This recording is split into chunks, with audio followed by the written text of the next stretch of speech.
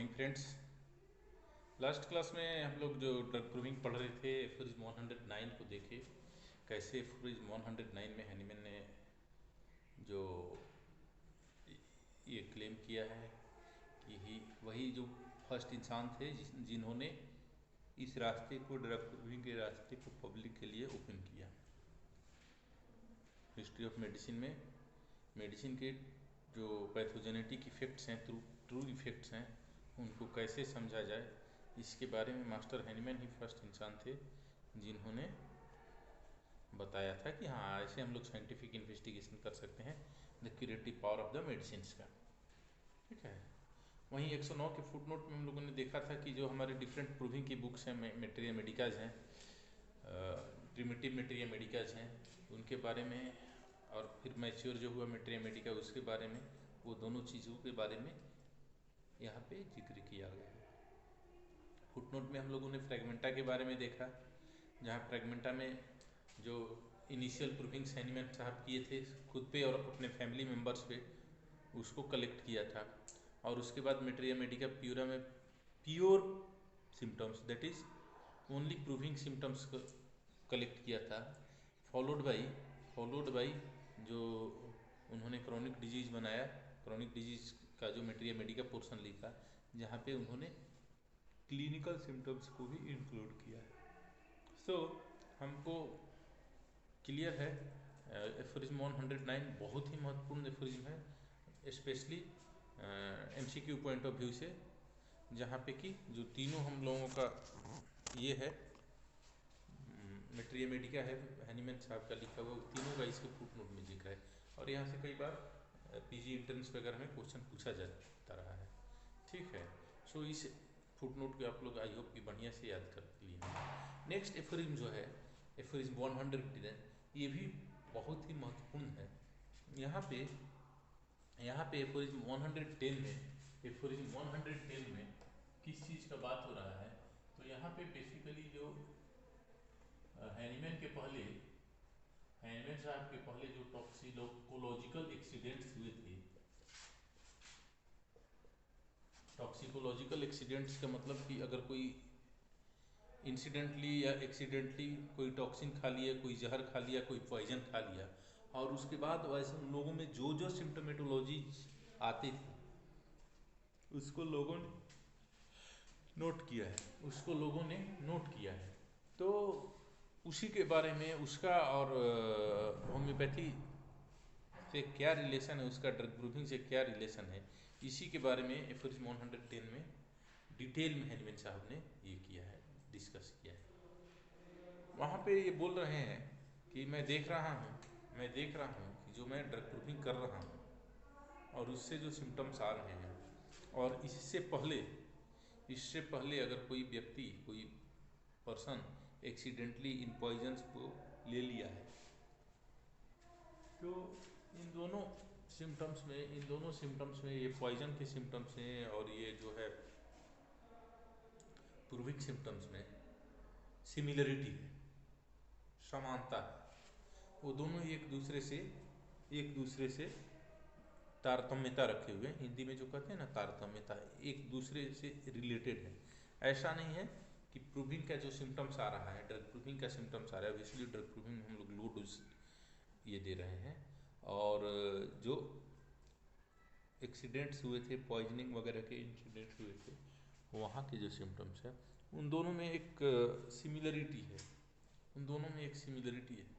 Eigen पहले के जो डॉक्टर लोग हैं, उन लोगों के पास जब कोई पॉइजनिंग का केस लेके गया है और उसके बाद कोई भी केस अगर गया है, तो उस केस में जो सिम्टम्स है उसको वो लोग नोट डाउन किए हैं। भले उसका पर्पस चाहे जो हो, उसका दो पर्पस हुआ करता था उन लोगों के लिए। एक पर्पस कि वो लोग अपने कॉलर को ऊंचा करना चाहते थे, वो अपने आप को दिखाना चाहते थे कि हम इतने बड़े डॉक्टर हैं कि हमारे पास ऐसे केसेस भी आते हैं पॉइजनिंग के, जो सुसाइडल या होमिसाइडल पॉइजनिंग के केसेस भी आते हैं, और इनको हम हैंडल करते हैं।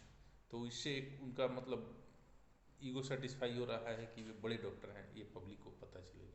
सेकंड पॉइंट ये कि वो लोगों को इस चीज़ के बारे में आगाह करना चाहते हैं और लोगों को इस चीज़ के बारे में वार्न करना चाहते हैं, लोगों को इस चीज़ के बारे में समझाना चाहते हैं कि देखिए ये पॉइजन लीजिएगा तो ये बहुत ही, ये चीज़ लीजिएगा तो ये बहुत ही पॉइजनस है, इसका ये इफेक्ट होता है।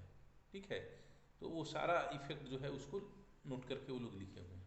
ध्यान देने वाली बात है कि जब कोई एक पर्टिकुलर टाइप का पॉइजन खा रहा है या पा रहा है, एनी हाउ एक्सीडेंटली या इंसिडेंटली इंजेस्ट कर रहा है, तो हर बार बेलाडोना लेने के बाद एक सीरीज ऑफ सिम्टम्स आता है, ओपियम लेने के बाद एक दूसरा सीरीज ऑफ सिम्टम्स आता है, लाइक दिस। जो अलग पॉइजन लेता है तो अलग टाइप का सिम्टम्स आता है, और सिम्टम जो बार बार रिप्रोड्यूसेबल है, वो सिम्टम्स रिप्रोड्यूसिबल हैं, बार बार हो रहे हैं, वो सिम्टम्स वैरी नहीं कर रहे हैं। एक पेशेंट को अगर ड्राइनेस हो रहा है, थर्स्टलेसनेस हो रहा है, वगैरह वगैरह, जो भी बेलाडोना या स्ट्रामोनियम के जो भी सिम्टम्स हैं पॉइजनिंग के, वो एक पेशेंट में नहीं, वो लगातार हर पेशेंट में आ रहा है। अगर कोई आर्सेनिक खा रहा है तो उसको आर्सेनिक लेने के बाद उसमें जो पॉइजनिंग के सिम्टम्स जो हैं आर्सेनिक के, वो कंटिन्यूअस सब केसेज में एक ग्रुप ऑफ सिम्टम्स है जो कि सेम चल रहा है। तो ये चीज़ दिखा रहा है कि ये जो मेडिसिन्स हैं या ये जो पॉइजन्स हैं, ये ह्यूमन हेल्थ को एक पिक्यूलियर तरीके से, एक पार्टिकुलर तरीके से इफेक्ट करते हैं। सो इस इफेक्ट से भी हम समझ सकते हैं कि हाँ, ये इस तरह से मर रहा है तो ये पॉइजन हो सकता है। मीन्स इफेक्ट से हम लोग कॉज का जजमेंट कर सकते हैं, इफेक्ट से हम लोग कॉज का जजमेंट कर सकते हैं। अगर कोई आर्सेनिक खाया है, आर्सेनिक का पॉइजनिंग हुआ है, तो ऑब्वियसली उस आदमी को जो है सिम्टम्स जो हैं कॉलरा के लाइक सिम्टम्स आ रहे हैं। ठीक है, अगर कोई स्ट्रिक्निक पॉइजनिंग हुआ है, नक्स भूमिका का पॉइजनिंग हुआ है, तो ऑब्वियसली उसको टिटनस जैसे सिम्टम आ रहा है, और बार बार रिपीटेडली हर केस में वही सिम्टम्स आ रहे हैं। तो ये स्पष्ट करता है कि जो मेडिसिन्स हैं, ये मेडिसिन्स है कोई पार्टिकुलर मेडिसिन ह्यूमन हेल्थ को पार्टिकुलर रूप में अल्टर कर रहा है, रैंडमली नहीं है, ये प्रोसेस रैंडम नहीं है।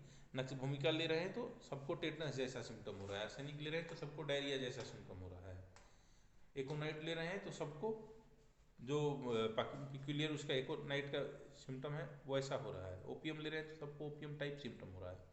वो सिम्टोमेटोलॉजी जो मेन सिम्टम्स है वो उनमें डिफरेंस नहीं है। ठीक है, तो ये चीज़ क्या दिखा रहा है, ये बेसिकली ये कंफर्म कर रहा है कि जो मेडिसिन्स हैं या जो पॉइजन्स हैं वो ह्यूमन हेल्थ को एक पार्टिकुलर वे में इफेक्ट करते हैं। ठीक है, वो यही चीज़ एफोरिज्म 110 में दिया गया है, डिस्कस किया गया है कि जो ये पार्टिकुलर वे है इसको ख्याल करना है। हम लोग एक रीडिंग देते हैं। I saw more over that the morbid lessons which previous author said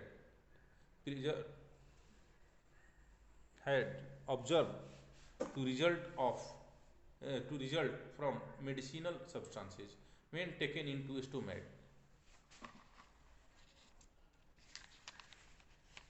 of healthy person, either in large dosage given by mistake or in order to produce death in themselves or others, or under other circumstances, accorded very much with my own observations when experimenting with the same substance on myself and other healthy individuals.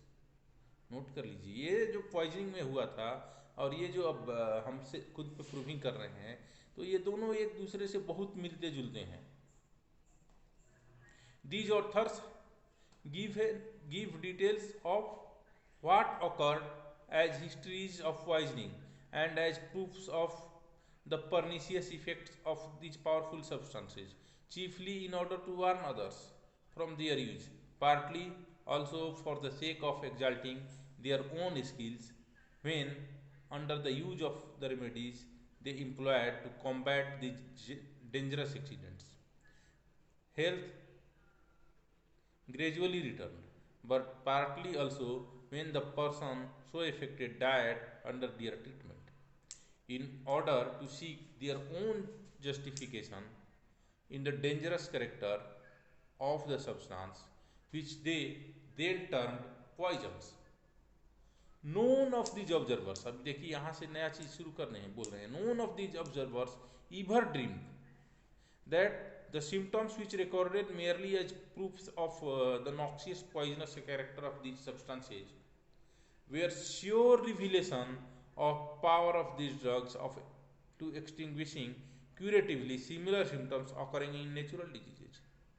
अपना बात यहाँ डाल दिए, बता दिए कि इतना सारे लोग ये सिम्टम्स को नोट किए हुए हैं, सबको ये पता है कि नक्श भूमिका देने से नक्श भूमिका के पॉइजनिंग का सिम्टम ऐसे हो रहा है, आर्सेनिक का ऐसे हो रहा है, बट ये पॉइजनिंग के सिम्टम से नेचुरल डिजीज को क्योर किया जा सकता है, इसके बारे में किसी ने कभी नहीं सोचा।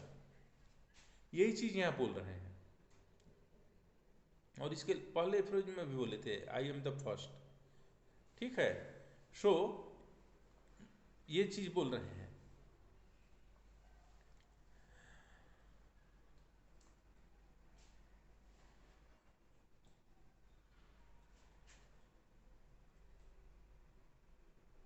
None of these observers ever dreamed that the symptoms they recorded merely as proofs of the noxious and poisonous character of these substances were sure revelation of power of these drugs to extinguish curatively symptoms occurring in natural disease। ये पूरा line underline कर दीजिएगा।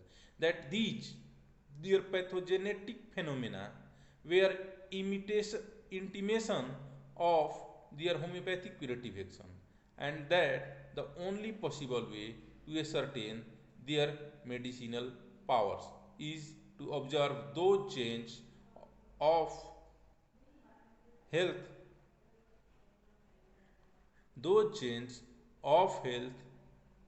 medicines are capable of producing in healthy organisms for the pure peculiar power of medicines available for the cure of diseases are to be learned neither by any ingenious a priori speculation, nor by smell, taste, or appearance of the drug, nor by chemical analysis, nor yet by the employment of the several of them at one time in a mixture in diseases.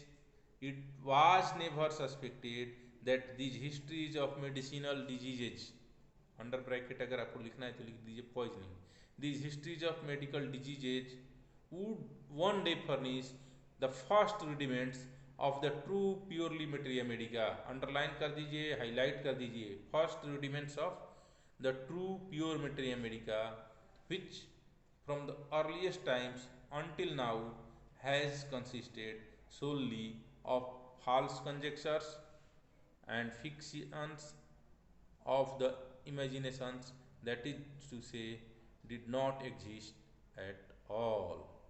इसको underline कर दीजिए। So basically यहाँ पे बोल रहे हैं क्या कि ये एक्सीडेंट तो सब लोग देख रहे थे, पॉइजनिंग देख रहे थे, बट किसी को इस चीज़ का एहसास नहीं था कि जो ये सिम्टम्स आ रहे हैं, जो ये कॉन्स्टेंटली सेम टाइप के सिम्टम्स आ रहे हैं, इन सिम्टम्स का यूटिलिटी नेचुरल डिजीजेज के क्योर में किया जा सकता है। ठीक है, सो ये first of and foremost point है कि इसके बारे में किसी ने नहीं सोचा था, और कोई ये नहीं सोचा था कि एक दिन ऐसा आएगा, ऐसा आएगा कि ये जो पॉइजनिंग का सिम्टम्स वो लोग लिख रहे हैं लोगों को डराने के लिए या लोगों को समझाने के लिए या लोगों को अपना ज्ञान दिखाने के लिए, यही प्योर मेटेरिया मेडिका का पहला हिस्सा होगा, पहला धागा होगा, पहला रूडिमेंट होगा। सो ये जो मैं बोला rudiment of pure materia medica, first rudiments of the true pure materia medica, इसको अंडरलाइन कर लीजिए। ये क्वेश्चन पूछा जा चुका है एमसीक्यूज में, कॉम्पिटिटिव एग्जाम्स में, और चांसेस है कि आगे भी पूछा जाएगा। तो first rudiments of materia pure materia through materia medica कहाँ लिखा है, तो ये लिखा हुआ है एफोरिज्म 110। ठीक है, आई थिंक आप लोगों को एफोरिज्म 110 क्लियर हो गया होगा।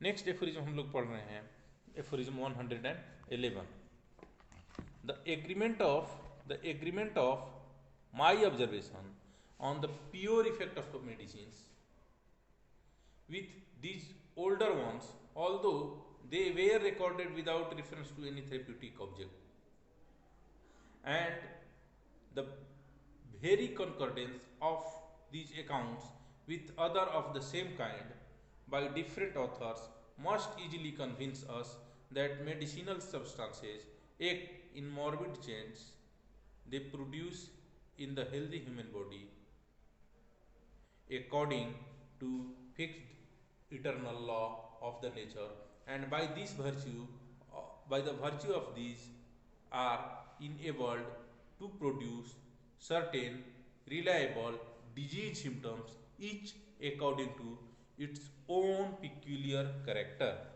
ठीक है, तो 111 में वही बात बोल रहे हैं जो हम लोग आगे डिस्कस किए हुए थे कि हर मेडिसिन अपने नेचर के अनुरूप, अपने नेचर के अनुसार एक fixed symptoms, fixed group of symptoms produce करता है। और ये जो फिक्स्ड ग्रुप ऑफ सिम्टम्स है, ये बेसिकली जो फिक्स्ड नेचुरल लॉ है, fixed eternal law of nature है, उसके अकॉर्डिंग है। ऐसा एक्सीडेंटली नहीं, इंसिडेंटली नहीं। आर्सेनिक दीजिएगा तो arsenic type a certain kind of pathogenesis पैदा होगा, सर्टेन काइंड ऑफ सिम्टम्स पैदा होगा। बेलाडोना का एक सर्टेन लाइन होगा, ओपियम के एक अलग पॉइजनिंग के सिम्टम्स होंगे, एकोनाइट के पॉइजनिंग के सिम्टम्स ऐसे नहीं होंगे। और ये फिक्स्ड इटर्नल लॉ, प्रकृति के मतलब अस्थाई सिद्धांत के तहत हो रहा है। ऐसा नहीं कि रैंडमली हो रहा है, किसी में कुछ हो रहा है, किसी में कुछ हो रहा है।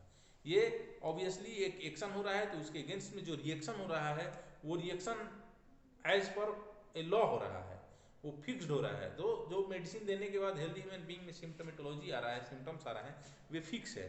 तो इस चीज़ को बोला जा रहा है एफोरिज्म 111 में। तो आई थिंक एफोरिज्म 110 एंड 111 आप लोगों को समझ में आया होगा। इस चीज़ को आप लोग बढ़िया से देखिए, समझिए। अगर कोई क्वेश्चन है, कन्फ्यूजन है तो पूछिए। Thank you.